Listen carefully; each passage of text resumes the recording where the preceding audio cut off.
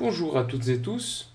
Je vous présente l'exercice 5.10 qui est assez important puisqu'il fait entrer, qu'il traite de la notion de centre de gravité, d'équilibre, ici d'équilibre de la planche, et puis qui fait un bon résumé de toutes les notions qu'on a vues dans le chapitre 5. Donc cette personne est couchée sur une planche et on connaît sa masse, la masse de la personne, la masse de la planche sur laquelle elle est couchée, ainsi que les forces de soutien qu'exercent les deux pieds ici. Alors a priori on ne sait pas de quel côté s'exerce la force de 500 newtons et de quel côté s'exerce la force de 390 newtons. Alors, ce qu'il faut savoir, c'est que on va en fait remplacer la personne par une masse ponctuelle qui est située au centre de gravité de la personne. Donc on fait comme si la personne était complètement compressée en son centre de gravité. Alors en général, le centre de gravité d'un être humain se situe plus ou moins autour du nombril. Donc on ferait comme si cette personne était une masse de 90 kg qui est ramassée vers son nombril. On s'intéresse uniquement aux forces qui s'exercent sur la planche de bois. Et on s'intéresse à l'équilibre des forces, à l'équilibre de la planche. Le centre de gravité de la personne se trouve plus ou moins ici.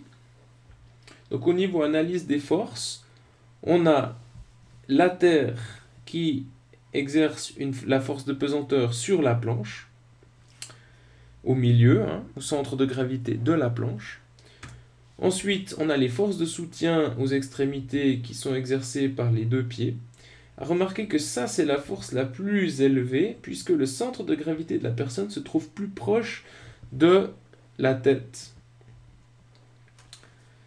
Et finalement, la troisième force, c'est la force que la Terre exerce sur la personne. C'est donc la force de pesanteur de la personne. Alors, elle s'applique au centre de gravité de la personne. Maintenant, comme je l'ai dit précédemment, il faut bien considérer les forces qui s'exercent sur la planche, puisqu'on s'intéresse à l'équilibre de la planche. Cette force-là, en fait, on fait comme si elle s'exerçait ici, sur la planche, juste en dessous du centre de gravité de la personne. Donc, en résumé, on a cette situation-là. On s'intéresse uniquement à la planche, avec ces quatre forces, et on cherche la position du centre de gravité. Donc en fait, on cherche le point d'application de la force F. Finalement, on cherche par exemple la distance qui sépare le point d'application de la force F et une des deux extrémités de la planche, admettons la tête. Alors, comme je l'ai dit avant, on remplace la personne par en fait une masse qui s'exerce en son centre de gravité et qui exerce cette force F sur la planche. Conseil de résolution.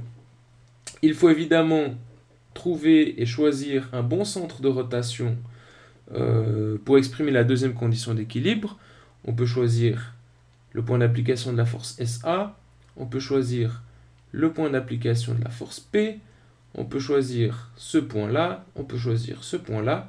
Je vous laisse cherchez pour vous-même le point qui vous paraîtra le plus approprié comme choix du centre de rotation. Deuxième remarque, la première condition d'équilibre n'est pas vraiment très utile dans cet exercice puisque l'on connaît les deux masses, donc on connaît la force P, on connaît la force F, on connaît l'intensité des deux forces de soutien, on n'a absolument pas besoin de la première condition d'équilibre, si ce n'est pour vérifier que la donnée est correcte. Voilà. Bon travail.